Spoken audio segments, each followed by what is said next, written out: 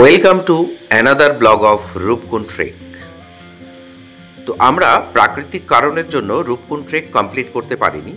তো সেদিন আমরা পাথরনাচুনি বেস ক্যাম্পে 2:30 নাগাদ ফিরে এসেছিলাম। তো আমরা সেদিন সেখানে পাথরনাচুনিতেই ছিলাম এবং আমাদের আরেকটা গ্রুপ সেদিনই গেহরি পাতালে ফিরে গেছিল, কিন্তু আমরা ওখানে ছিলাম কারণ পরদিন সকালবেলার ভোরের প্রাকৃতিক দৃশ্যটা দেখব বলে। সকালবেলা আমরা রেডি হয়ে গেছি, আর এখানকার এরা সব ওয়ান ভিলেজেরই, এরা সব কিরাজড়ি এবং জড়িবুটি খুঁজতে আসে।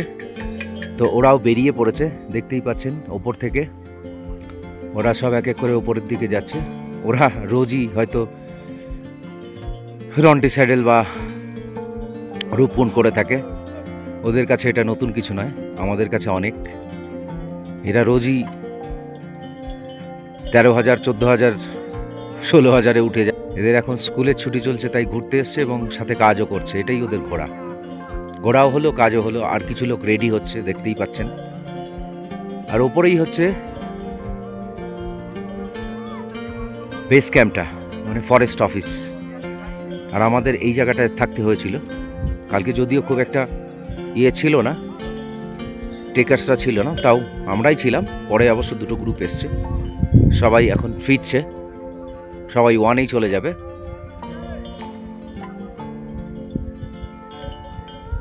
ওই যে সব মেয়েরা যাচ্ছে। কালকে রাতে এই পাহাড়ের পেছন থেকে পুরো আলো আসছিল, কিসের আলো জানি না, তবে বৃষ্টিও পড়ছিল, মেঘ আসছিল, এক এক সময় এক এক রকম খেলা। এখন বৃষ্টিটা কমেছে, তাই আমরা বেরোবো। ওই দেখুন কত উপরে চলে গেছে।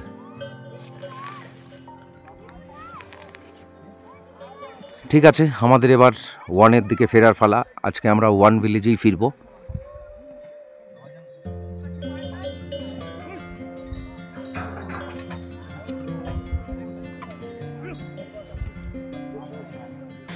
সকালবেলা কখনো রোদ্দুর, কখনো বৃষ্টি, কখনো কুয়াশা, কখনো মেঘ, এই খেলা চলছিল।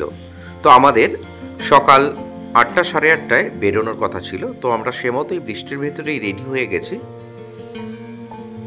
তো আমাদের গোছগাছ শুরু হয়ে গেছে, দেখতেই পাচ্ছেন।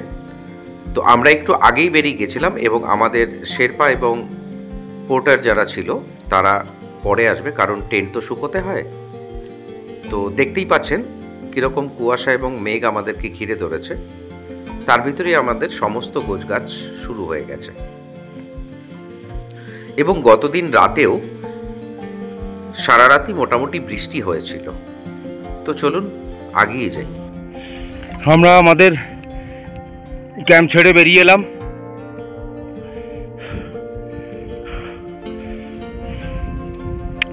এটা হচ্ছে সুদীপ্ত, আর এটা হচ্ছে শ্রী। প্রকৃতি দেখায় ব্যস্ত। ওই যে আমাদের ক্যাম্প, আমরা ছেড়ে ওপরের দিকে চলে এসেছি। এই মেডোজের মধ্য দিয়েই আমরা আস্তে আস্তে ওপরের দিকে যাব। ওয়েদার মেঘলা হয়ে রয়েছে, মেডোজটা ভীষণ সুন্দর।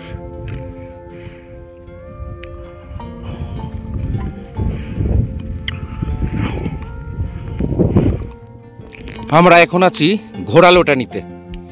এখানকার ইতিহাসটা আমি খুব একটা জানি না, তবে ঘোড়ালোটানিতে নিশ্চয়ই ঘোড়া হয়তো লুটিয়ে পড়েছিল, সেই রকম কিছু। আপনি কিছু জানেন? হ্যাঁ, ও এখানেই ঘোড়া বাঁধা থাকতো। দিস ইজ ঘোড়ালোটানি, সেই পুরনো গল্পটা, যে রাজা তার সবাইকে নিয়ে এই দিকে এসেছিল তার বইয়ের সন্তান কামনার জন্য। সেই চত্বরেই আমরা এখন আছি। তো ওই পেছনেও ওই পিকগুলো ওপেন হচ্ছে আস্তে আস্তে। সম্ভবত ওই ত্রিশূল যে পিকটা, সেটা ওপেন হচ্ছে। এই পাশ থেকে ভালো দেখা যাচ্ছে।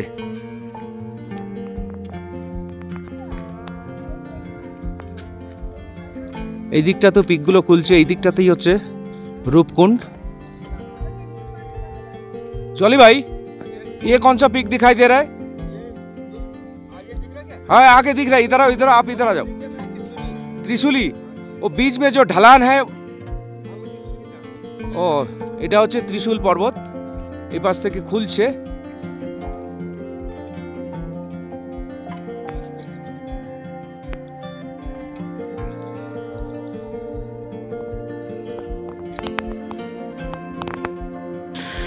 ত্রিশূল পর্বতকে ডান দিকে দেখা যাচ্ছে এবং বাম দিকে চৌখাম্বা ও নন্দাঘুন্টিকে একই ফ্রেমে আমরা দেখতে পাচ্ছি।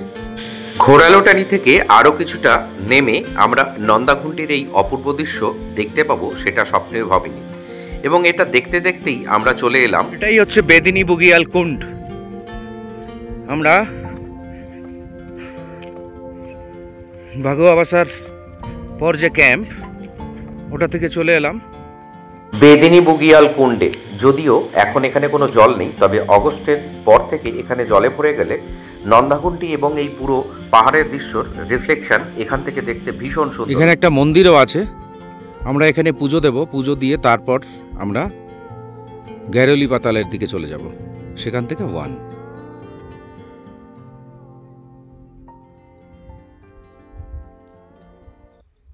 হর হর মহাদেব। বেদিনী বুগিয়াল কুণ্ডে আছি। তো আমরা গতকালকে একটা ভিডিও করেছিলাম, সেটাতে সম্পূর্ণ কিছু বলেছিলাম, বাট ওটা হয়নি। ভাগুয়াবাসা থেকে একটু ওপরে। তো আজকে আমরা এই কুণ্ডে আছি। তো আজকে টোটাল গল্পটা এর পরে শ্রীয়ের কাছ থেকে শুনে নিই। কথার অর্থ হচ্ছে সৌন্দর্যের হ্রদ। মা পার্বতী এই হ্রদেই নাকি তার মুখচ্ছবি দেখবেন, এই জন্যই ত্রিশূল দিয়ে স্বয়ং মহাদেব এই রূপকুণ্ড খনন করেছিলেন।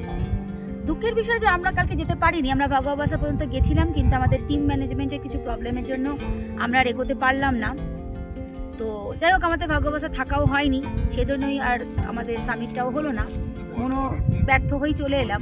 ওখানে বসে আমি একটুখানি বলেছিলাম এটা সম্পর্কে, কিন্তু ঠিক মতন ভিডিওটা আমাদের হয়নি। ভাগুয়াবাসা অ্যাকচুয়ালি হচ্ছে রূপকুণ্ডের বেস ক্যাম্প। এই টোটাল জার্নিটা কিন্তু আপনি কিছুক্ষণ আগে শুনলেন, খুব একটা সহজ নয়। এটা মোস্ট ডিফিকাল্ট এবং মডারেট ট্রেক। তো ভাগুয়াবাসা পর্যন্ত যাওয়ার পর আর 3 কিলোমিটার বাকি থাকে রূপকুণ্ডে পৌঁছাতে। রূপকুণ্ডের যদি বলা হয়, এটা একটা কঙ্কাল হ্রদ। অ্যাকচুয়ালি এটা প্রায় প্রাগৈতিহাসিক যুগ থেকে এই কঙ্কালগুলো এখানে রয়েছে।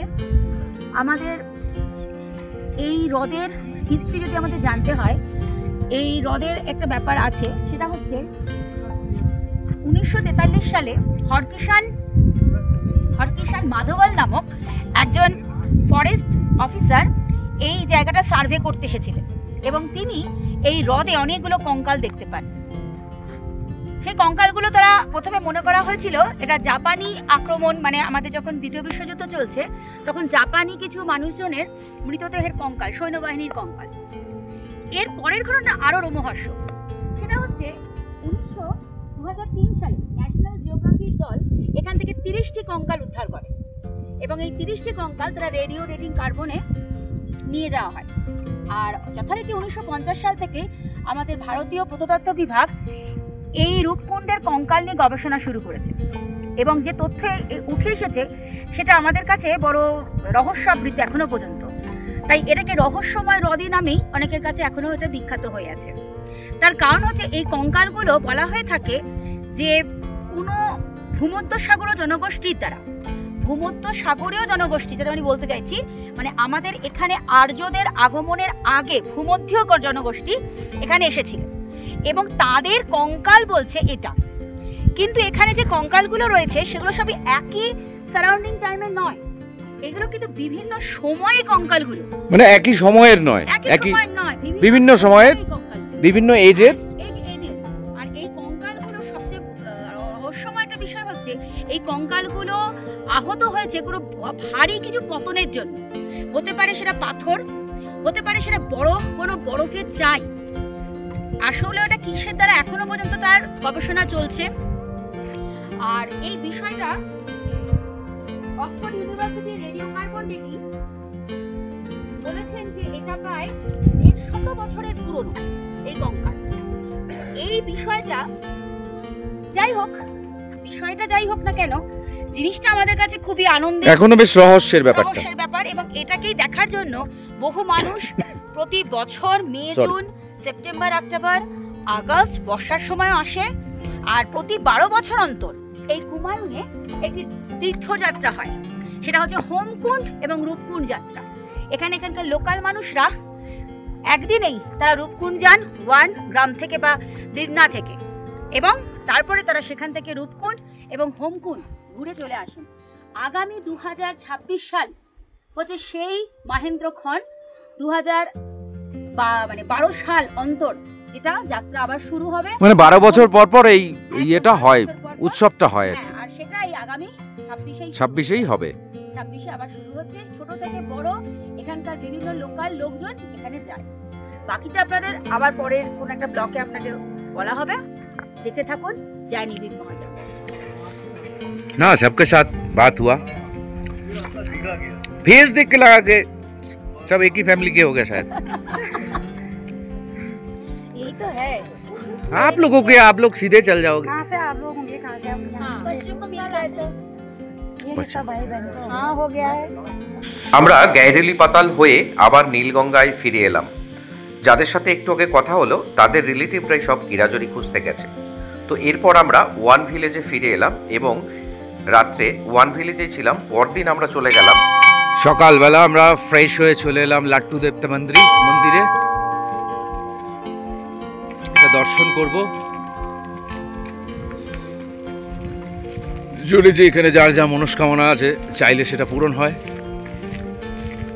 এটা ওয়ান ভিলেজ থেকে 2 কিলোমিটার ওপরে।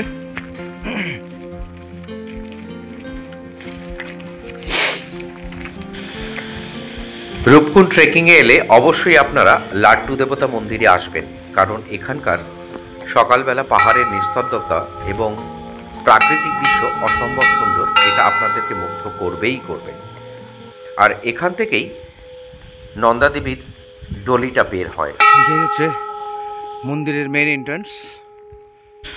তবে এই মন্দিরে এলে বিশেষ কোনো মূর্তি আপনারা দেখতে পাবেন না, কারণ এখানে একটি মন্দিরই আছে এবং শুনেছি এখানকার যে পুরোহিত আছেন তিনিও চোখ বন্ধ করেই এই মন্দিরের কপাট খোলেন এবং তিনি চোখ বন্ধ করেই পুজো করেন।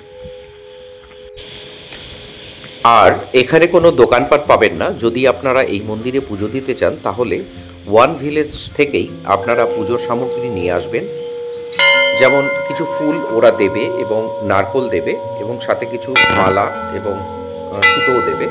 তো আপনারা ওখান থেকে কিনে নিয়ে আসবেন এবং ধূপকাঠি এগুলো নিয়ে আসবেন।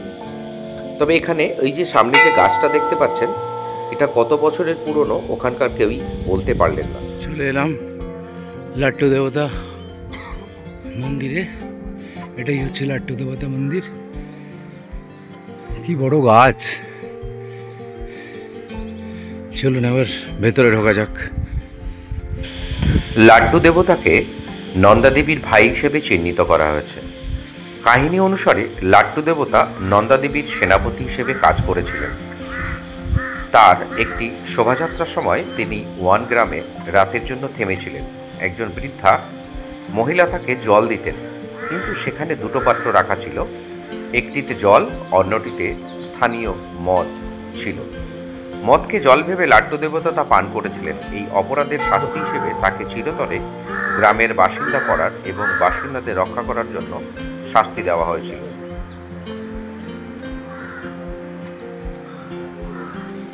এই অবধি যাওয়ার অনুমতি আছে আমাদের, আর ভেতরে যাওয়ার অনুমতি নেই।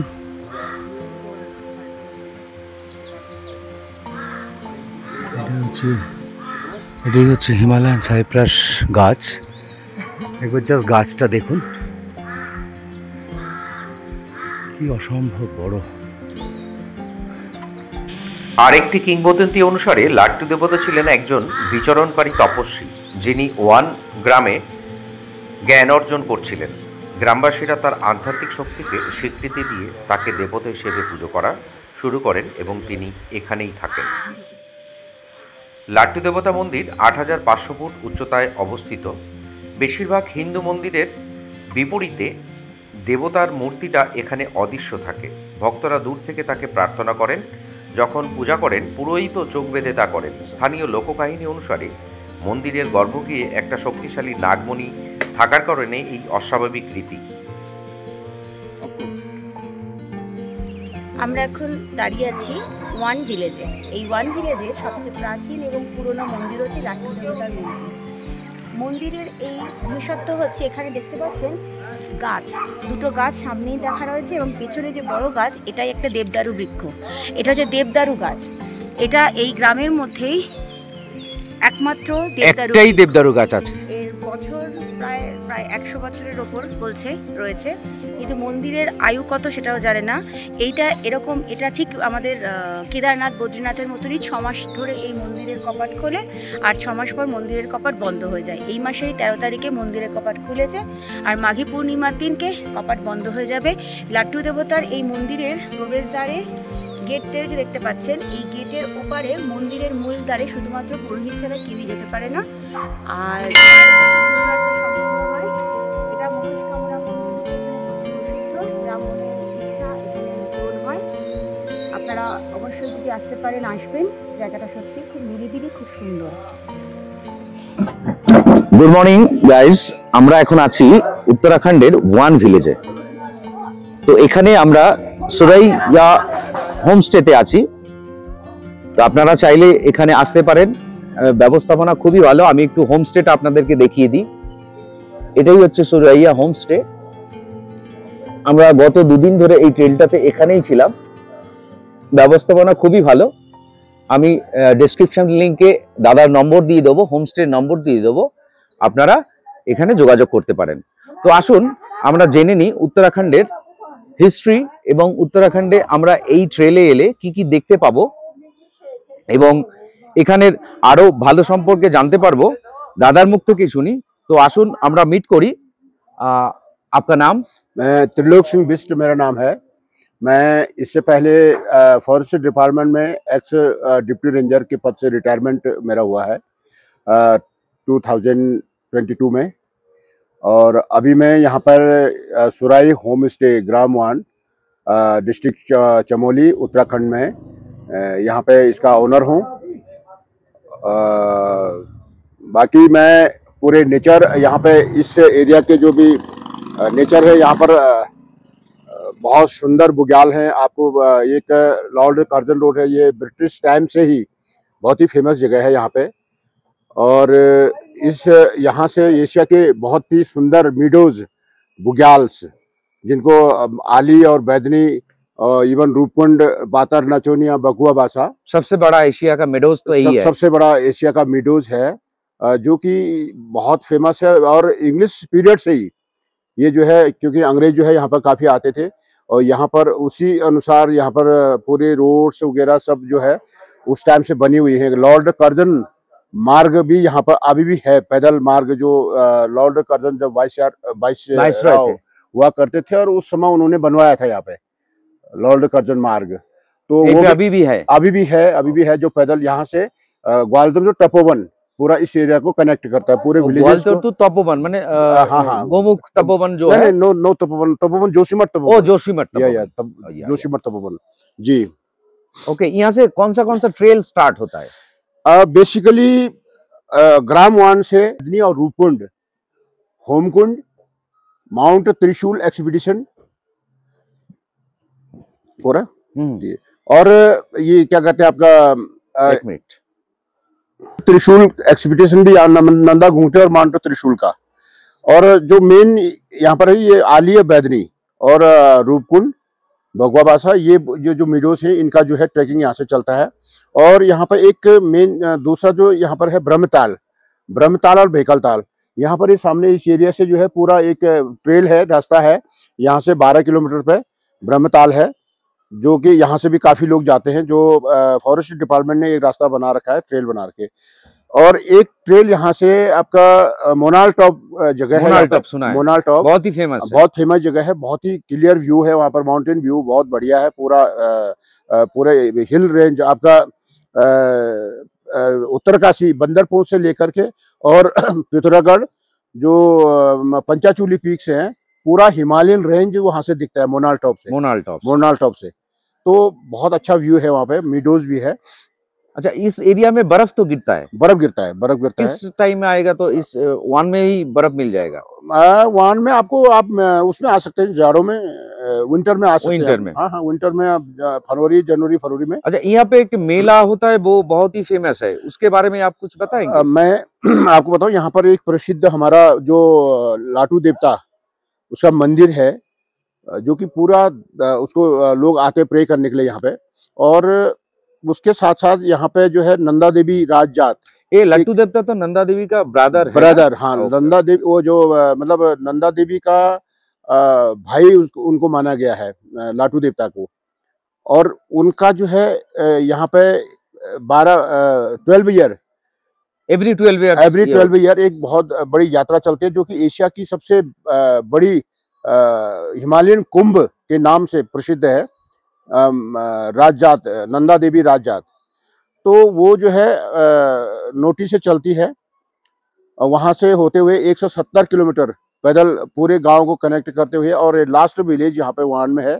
यहाँ पर नंदा देवी की 7 बहनें जो है, जो भी अलग अलग जगहों से, मतलब ये नंदा देवी के जो डोलियां आते हैं, वो यहाँ पर इकट्ठे होते हैं। यहाँ से लाटू देवता उनसे आगे चलता है, इकट्ठे जाते हैं। हाँ, सब डोली इकट्ठे जाते हैं, और लाटू देवता जो है उनका मार्ग से आगे जाता है। लाटू देवता उनका मार्ग प्रशस्त करता है आगे को। अच्छा, उस टाइम अगर कोई टूरिस्ट यहाँ पे आए तो उसके लिए कोई परमिशन नहीं, उस टाइम नहीं, उसके अंदर जो है, जो राजजात में जो सम्मिलित होंगे, उनके लिए कोई परमिट की आवश्यकता नहीं है। सिर्फ आपको एक मेडिकल फिटनेस सर्टिफिकेट आपको दिखाना होगा यहाँ पे, कि आप जो है फिट है, और अपनी व्यवस्था पे आप जा सकते हैं।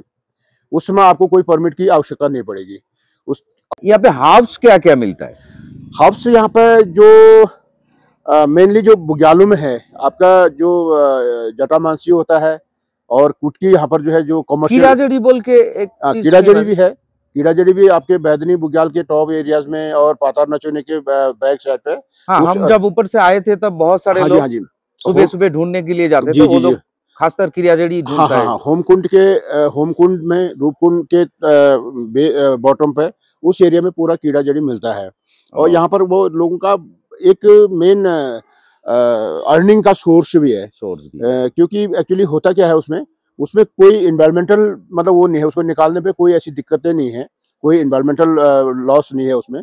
बट ये है कि लोगों की आजीविका जो है बहुत अच्छी से चल सकती है। उसका मेन रीजन क्या है कि अप्रैल मिडिल से और जून मिडिल तक लगभग 1 महीने की ड्यूरेशन में ये वहां पर होता है। और उसी ड्यूरेशन में क्या होता है, स्टूडेंट्स की भी छुट्टी होती है। स्टूडेंट जो अभी छुट्टी चल रहा है, अभी छुट्टी चल रहा है, छोटे छोटे लड़का लड़की वहाँ पे, छोटे छोटे बच्चे जो है ना, अपना जो है पूरा वहां जा करके उसको कलेक्ट करके फिर उसको बेचते हैं। तो लड़के अच्छा पैसा कमा लेते हैं उससे, अपना जो है पूरा साल भर का। एक कीड़ाजड़ी मैं ऊपर पूछा था, वो 400 रुपया में बेच रहा है। हाँ, यस, बिल्कुल बिल्कुल, एक 400 रुपये में। और इस समय लोकल मार्केट में ऐसी, मतलब कम से कम 15 लाख पर केजी, 15 लाख पर केजी उसका रेट है। और इंटरनेशनल मार्केट में मे बी 25 से लेकर के 30 लाख। कीड़ाजड़ी का डिमांड तो बहुत है, मैंने सुना है। बहुत है। अच्छा, यहाँ पे आने के लिए लाल कुआं या फिर काठगोदाम या फिर हरिद्वार से आने के लिए साधन क्या क्या मिलता है? लाल कुआं से अगर आप आएंगे तो आप डायरेक्ट बसें हैं, ये क्या कहते हैं आपका देवाल तक। यहाँ से 35 किलोमीटर बैक में देवाल ब्लॉक हेडक्वार्टर है, वहां तक जो है लाल कुआं से सीधे डायरेक्ट बस है। देवाल से फिर यहाँ पे आने के लिए वहां से टैक्सी अवेलेबल होती है, टैक्सी भी है, बस भी है। हरिद्वार से मिलता है? हरिद्वार से भी डायरेक्ट बस है, हरिद्वार से वान विलेज तक डायरेक्ट बस है। कितने बजे छोड़ता है वो? यहाँ पे 6 बजे का यहाँ पहुंचता है, वहां से 7 बजे चलता है। अच्छा, सुबह मॉर्निंग में। और ये इधर कितने बजे पहुंच जाता है? इधर वो 6, साढ़े 6, 7 बजे यहाँ पे पहुंच जाता है शाम को। हाँ जी, हाँ जी। ओके। ये बस डायरेक्ट बस है हरिद्वार से यहाँ के लिए। बाकी और इस एरिया का तो ये वो है। और यहाँ पर हर्ब्स जो है बहुत, जैसे मेनली पिक्रोराइजा कुरुआ, जो कुटकी बोलते हैं उसको, उसकी कमर्शियल खेती होती है यहाँ पर। अच्छा। हाँ, किसान उसको बोते हैं अपने खेतों में, बेचते हैं। कुत है, ससुरिया लापा, वो भी वो यहाँ पे होता है, बहुत खेती में लोग उगाते हैं। इसके बावजूद ये तो सरसों है जी। और उसके बावजूद यहाँ पर और सारे जो बुग्याल्स में है हमारे, बहुत सारे मेडिसिनल प्लांट्स हैं। मतलब वो मैं आपको उसका डिटेल तो बहुत लंबा चौड़ा डिटेल बहुत लंबा हो जाएगा, बहुत लंबा हो जाएगा। बहुत सारे मेडिसिनल प्लांट हैं, उसको भी यहाँ के लोग जो है कमर्शियली उन पर बैन लगा हुआ है कि आप उसको निकाल नहीं सकते, फिर भी मतलब ये है कि काफी लोग उसको अपने मेडिसिनल यूज के लिए ले आते हैं, अपने मेडिसिनल उसके लिए यूज करते हैं। ओके, ठीक है, चलिए आपसे बातचीत करके यहाँ का এখানকার যা যা ইয়ে আছে আমরা জেনে নিলাম। তো আপনাদের আশা করি এই ভিডিওটা এবং ওনার প্রেজেন্টেশন এবং যে নলেজ এখানকার দিলেন আশা করি আপনাদের কাজে যাবে। সো থ্যাংক ইউ দাদা। ওকে ওকে, ফির মিলেঙ্গে। ওকে, বাই। আমরা বেরিয়ে পড়েছি। তো একটা দিন বেশি থাকায় আমাদের বাড়তি কিছু পাওনাও হয়েছে। ওই যে আমরা ওয়ান ভিলেজ থেকে চলে এলাম বৈজনাথ ধাম, বৈজনাথ মন্দিরে চলে এলাম।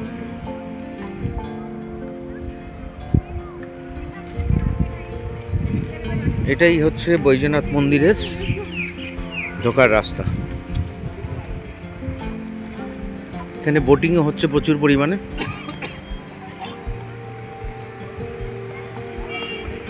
অনেক দিনের ইচ্ছে ছিল, আজকে সেটা পূরণ হয়ে গেল।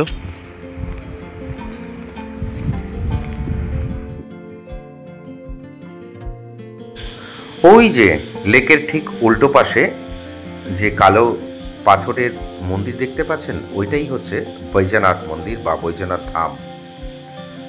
এটা গোমতী নদীর তীরে অবস্থিত, 1126 মিটার উচ্চতায় অবস্থিত। ধর্মীয় ও ঐতিহাসিক দৃষ্টিকোণ থেকে এই মন্দির অত্যন্ত গুরুত্বপূর্ণ। বৈজনাথ মন্দির একটা প্রাচীন শিব মন্দির। এতে ভারতীয় ইতিহাস এবং পৌরাণিক কাহিনীর মিশ্রণ রয়েছে। এই মন্দিরটা শিল্পের এক আশ্চর্য নিদর্শন। এটা উত্তরাখণ্ডের অত্যন্ত গুরুত্বপূর্ণ মন্দিরগুলোর মধ্যে একটা। উত্তরাখণ্ডের বৈজনাথ জেলার কৌশানী শহর থেকে মাত্র 16 কিলোমিটার দূরে অবস্থিত। যদিও আমরা ওয়ান ভিলেজ থেকেই এখানে এলাম। মূল মন্দিরে কালো পাথরে খোদাই করা দেবী পার্বতীর একটা সুন্দর মূর্তি রয়েছে। নদীর ধার থেকে আপনি কাত্তুরি রানীর আদেশে নির্মিত পাথর দিয়ে তৈরি সিঁড়ি দিয়ে এই মন্দিরে পৌঁছতে পারেন। মহাশিবরাত্রি উপলক্ষে হাজার হাজার দর্শনার্থী এবং পুণ্যার্থী এই স্থানটায় আসেন এবং মন্দিরে জল ঢালেন। এই মন্দিরে সুন্দর প্রাকৃতিক দৃশ্য রয়েছে, দেখে মনে হতে পারে আপনি কোনো স্বর্গীয় স্থানে আসেন। বৈজনাথ মন্দিরটি আসলে শিবের মূল মন্দির প্রাঙ্গণে অবস্থিত কয়েকটা ছোট ছোট মন্দিরের সমষ্টি।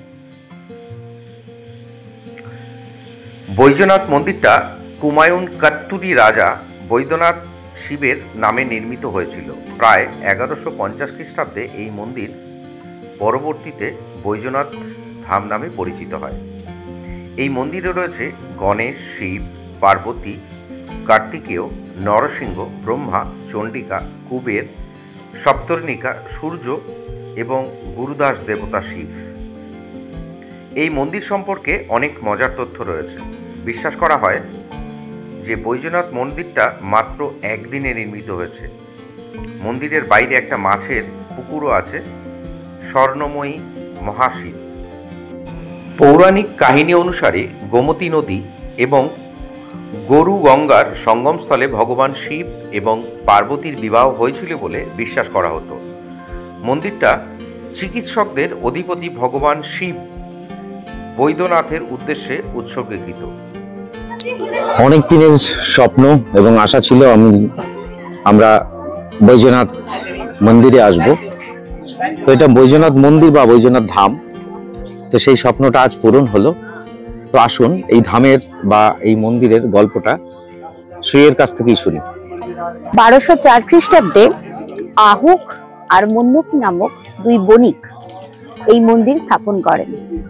এই মন্দির বহু শতাব্দী প্রাচীন।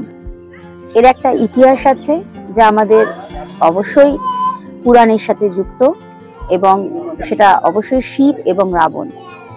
মনে করা হয় আমাদের ভারতবর্ষের যে 12টা জ্যোতির্লিঙ্গ রয়েছে তার মধ্যে এই বৈজনাথ অন্যতম। যদিও এটা কন্ট্রোভার্সি আছে, কিন্তু তথাপি এটি জ্যোতির্লিঙ্গ হিসাবে ধরা হয়ে থাকে। এবং এখানকার যে মহাদেব যার প্রস্তরভূত রয়েছেন এখানে, সেটি স্বয়ম্ভু। এটি রানী অহল্যাবাই পরবর্তীকালে সংস্কার করেছিলেন মন্দিরটি।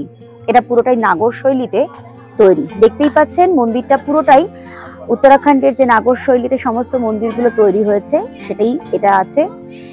এই মন্দির বিশেষত্ব হচ্ছে এর ভেতরে পার্বতী এবং মহাদেব দুজন একই সঙ্গে সহাবস্থান করছে। বলা হয় এটি অর্ধ নারীশ্বর স্বয়ম্ভু শিব। এখানে ভেতরে মা পার্বতীর একটি অষ্টধাতু নয়, পুরো একদম ধাতু মূর্তির একটি মূর্তি রয়েছে এবং তার ঠিক তলায় রয়েছে মহাদেব। এই মন্দিরটি যে কাহিনী অনুসারে আমরা জানতে পারি প্রতিষ্ঠিত হয়েছে সেটা হচ্ছে রাবণ তপস্যা করছিলেন এবং তার শিবের এবং তার 9টি মস্তক তিনি আহুতি দিয়েছিলেন মহাদেবের নৈবেদ্য। তার 10ম যে মস্তক তিনি যখন আহুতি দিতে গিয়েছিলেন ঠিক তখনই মহাদেব প্রকটিত হন এবং এখানে তিনি স্বয়ম্ভু রূপে উপস্থিত হন। আর আরেকটা প্রচলিত কাহিনী আছে, রাবণ যখন স্বয়ং মহাদেবকে নিয়ে তার লঙ্কায় যাচ্ছিলেন তিনি বড় তৃষ্ণার্ত হয়ে পড়েন এবং তৃষ্ণা নিবারণের জন্যই তিনি এখানে মহাদেবকে স্থাপন করেন। আর সেখান থেকেই এই স্বয়ম্ভু শিব অবস্থান করছে। গোমতী নদীর তীরে অবস্থিত এই পুরো মন্দির চত্বরটা বড় শান্ত এবং স্নিগ্ধ। অন্যান্য জ্যোতির্লিঙ্গের মতন এখানে তো ভিড় দেখতে পাওয়া যায় না। আপনারা এখানে খুব সহজেই আসতে পারেন। তার জন্য আপনাদের হলদওয়ানি বা আপনাদের নামতে হবে কাঠগুদাম ট্রেনে। তারপরে সেখান থেকে আপনারা সরাসরি কোনো গাড়িতে সোজাসুজি আলমোড়া এবং আলমোড়া থেকে বাগেশ্বর হয়ে এখানে চলে আসতে পারেন, অথবা রানীক্ষেত কৌশানী ভ্রমণের সময়ও আপনারা ঘুরে নিতে পারেন এই বৈদ্যনাথ মন্দির। এর আসার রাস্তা খুবই সহজ। চারিপাশে প্রচুর কিন্তু বাড়ি দেখতেই পাচ্ছেন, পুরো চারিপাশে বাড়ি, রাস্তা। এত কোলাহলের মধ্যে এই জায়গাটা একদমই নিরিবিলি শান্ত পরিবেশ। মনে হচ্ছে সত্যি এখান থেকে যেতে বুঝি ইচ্ছা করছে না, কিন্তু আমাদের তো সময় বাধা, কারণ আমাদের এগিয়ে যেতে হবে। আর আমরা এটা পড়ে পাওয়া 14 আনার মতনই স্বয়ং মহাদেব হয়তো আমাদের ডেকেছেন বলেই আমরা আজকে এখানে আসতে পেরেছি। নইলে আমাদের পথযাত্রায় এটা তো আমাদের ধরা ছিলই না যে আমরা এখানে আসবো। এসে গেলাম, আপনারাও আমাদের সঙ্গে দেখে নিন ট্রাভেল উইথ মহাজন ব্লগে। বৈদ্যনাথ মন্দির ঘুরে আমরা চলে এলাম কাসার দেবী টেম্পলে। এই মন্দিরটায় আরও অনেকবার আসবো ভেবেছিলাম, কিন্তু সময় এবং সুযোগের কারণে আসা হয়ে ওঠেনি। তো এবার ভগবান আমাদের সঙ্গ দিয়েছেন। তো এর আশেপাশেই আমরা এসেছিলাম। এর আগে গোলু দেবতা মন্দিরে এসেছিলাম, তখনই ভেবেছিলাম আসবো, কিন্তু আসা হয়ে ওঠেনি। দেখে নিন, একটু পজ করে দেখে নেবেন। এই বোর্ডগুলোতে সবই বিস্তারিত লেখা রয়েছে, যদিও আমি আপনাদের আমার জানা তথ্য অনুযায়ী যে তথ্যগুলো আছে সেগুলো আপনাদেরকে বলবো। তো আমাদের লাগেজ সব গাড়িতেই ছিল এবং গাড়িকে আমরা বলেই রেখেছিলাম আমাদেরকে কাসার দেবী টেম্পল দেখিয়ে আলমোড়ায় ছেড়ে দেবে। তো আমরা সেই অনুযায়ী কাসার দেবী টেম্পলে চলে এলাম। জায়গাটা অনেকটাই নিস্তব্ধ, তবে বর্তমানে প্রচুর পরিমাণে লোক এখানে আসছে, যার জন্য নিস্তব্ধতা অনেকটাই কম দেখতে পেলাম। এই কাসার দেবী মন্দির 51 পীঠের একটা পীঠ হিসেবে চিহ্নিত হয়। কাসার দেবীর উদ্দেশ্যে উৎসর্গীকৃত এই মন্দিরটা 2116 মিটার উচ্চতায় অবস্থিত, যা আশেপাশের হিমালয় শৃঙ্গ এবং উপত্যকাগুলোর মনোমুগ্ধকর দৃশ্য এখান থেকে দেখা যায়। এখানে বেশ কয়েকটি মন্দির রয়েছে। এটাই হচ্ছে মেন মন্দির এবং এর পরে আরেকটা মন্দির রয়েছে। এর ভেতরে অনেককেই ধ্যান করতে দেখলাম এবং পরিবেশটা অসাধারণ। পুরো আলমোড়া শহরকে এখান থেকে ছবির মতো সুন্দর দেখায়। সবচেয়ে আকর্ষণীয় দিকগুলোর মধ্যে এটা একটা হলো, এই জায়গাটা পৃথিবীর ভ্যান অ্যালেন বেল্টের মধ্যে অবস্থান করে, যা তার অন্যান্য ভূচৌম্বকীয় বৈশিষ্ট্যের জন্য পরিচিত। এই স্থানটা ধ্যান এবং আধ্যাত্মিক জাগরণের কেন্দ্রবিন্দুতে রয়েছে, যা বিশ্বজুড়ে সাধকদের আকর্ষণ করে। স্বামী বিবেকানন্দ এবং বব ডিলানের মতো বিখ্যাত ব্যক্তিত্বরা এই পবিত্র স্থানে পরিদর্শন করেছিলেন, যার জন্য এর গুরুত্ব আরও অনেক বেড়ে যায়। এর আধ্যাত্মিক আভা ছাড়াও মন্দিরটি সবুজ পাইন বন এবং অদ্ভুত গ্রাম দ্বারা বেষ্টিত, যা প্রাকৃতিক প্রশান্তির নিখুঁত মিশ্রণ প্রদান করে। দর্শনার্থীরা প্রায়শই বিনসার বন্য অভয়ারণ্য এবং আলমোড়া শহরের কাছাকাছি আকর্ষণীয় স্থানগুলো ঘুরে দেখতে পারে, যার জন্য এখানে আজকাল প্রচুর পরিমাণে পর্যটকরা আসেন। কাসারদেবী মন্দিরের গল্প বলতে খ্রিস্টীয় 2য় বা 3য় শতাব্দীতে নির্মিত এই মন্দিরের উৎপত্তিস্থল হিসেবে ধর্মীয় গ্রন্থে উল্লেখ রয়েছে, কিন্তু পরবর্তীকালে এই মন্দির ধ্বংসপ্রাপ্ত হয়। মূলত নাগর স্থাপত্য শৈলীতে মন্দিরটা নির্মিত হয়েছিল 18 শতকের গোড়ার দিকে, কিন্তু ভূমিকম্পের কবলে পড়ে দুর্ভাগ্যজনকভাবে পুরো মন্দিরটা নষ্ট হয়ে যায় এবং পরবর্তীতে এই মন্দিরগুলো নির্মিত হয়েছিল। আমরা এখানে অনেকটা সময় ছিলাম, তারপর আমরা আলমোড়াতে ফিরে এসেছিলাম এবং পরদিন সকালবেলা আমরা রামকৃষ্ণ মিশন দর্শনে গেছিলাম। তবে আমরা আলমোড়াতে এসে এই রামকৃষ্ণ কুটিরে ফোন করেছিলাম রাতে এখানে থাকার জন্য, আপনারা এলে এখানে রাতে থাকতে পারেন। কিন্তু যেহেতু আমাদের কলকাতা বা পশ্চিমবঙ্গ থেকে কোনো রামকৃষ্ণ মিশন থেকে পারমিশন ছিল না বা কোনো চিঠি ছিল না, তাই তারা এখানে থাকতে দেননি। আপনারা এলে পরে রামকৃষ্ণ মিশন থেকে কোনো চিঠি নিয়ে আসবেন, তাহলে আপনারা এখানে থাকতে পারবেন। পরিবেশটা অসম্ভব সুন্দর, সকালবেলা ভীষণ ভালো লাগছিল এবং আমরা এখানে থাকার যে ব্যবস্থাটা রয়েছে সেটা ভীষণ উপযুক্ত এবং শহরের খুব কাছেই, মানে আলমোড়া মেন সিটি থেকে এখানে ওই বাসে 10 টাকা মতো নেয়, তবে বাস এবং ট্যাক্সি অ্যাভেলেবেল আছে। তো আমরা যদিও থাকতে পারিনি, তাই পরদিন সকালবেলা আমরা দেখতে এসেছিলাম। ভীষণ সুন্দর এবং এখানেও আমরা বেশ কিছুটা সময় ধ্যানে বসেছিলাম এবং মন্দিরের ভেতরে একজন বাবাজিও ছিলেন, তিনি ধ্যান করছিলেন এবং মন্দিরের পরিবেশটা অসম্ভব সুন্দর। তো আমাদের ভ্রমণ এ পর্যন্তই। খুব তাড়াতাড়ি দেখা হচ্ছে রাঁচি, ধানবাদের সমস্ত জলপ্রপাত নিয়ে পরবর্তী ব্লগে। তো আপনাদের এই রূপকুণ্ড ভ্রমণের বিষয়ে তথ্য দিতে পেরে খুব ভালো লাগলো। আপনাদের কেমন লাগলো জানাবেন। জার্নি উইথ মহাজন চ্যানেলটা সাবস্ক্রাইব করতে ভুলবেন না। ধন্যবাদ।